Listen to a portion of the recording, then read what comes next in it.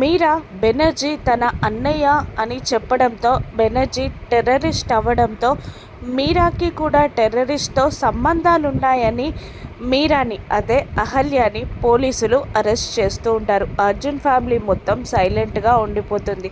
Lady constables వచ్చి అహల్యని arrest చేసి తీసుకెళ్తూ ఉంటారు. గౌతమ్ చాలా బాధపడుతూ ఉంటాడు.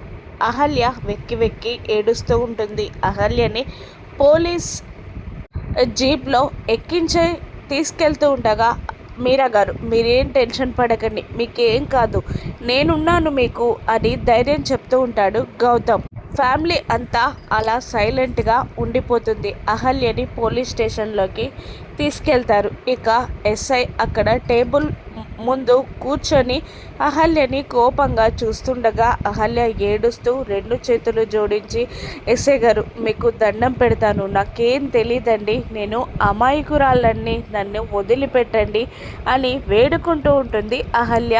అదే మీరా, నువ్వు అమాయకురాలివో లేదంటే టెర్రరిస్ట్తో నీకు సంబంధాలున్నాయో మేము ఎంక్వైరీ చేసి తెలుసుకుంటాం, అంతసేపు నువ్వు లాకప్లో ఉండు అని చెప్పి కానిస్టేబుల్స్కి సైగ చేయగానే లేడీ కానిస్టేబుల్స్ అహల్యని సెల్లో పెడతారు. ఇక ఎస్ఐ తన పనిలో పడిపోగా అహల్య సెల్లో కూర్చొని ఏడుస్తూ ఉంటుంది.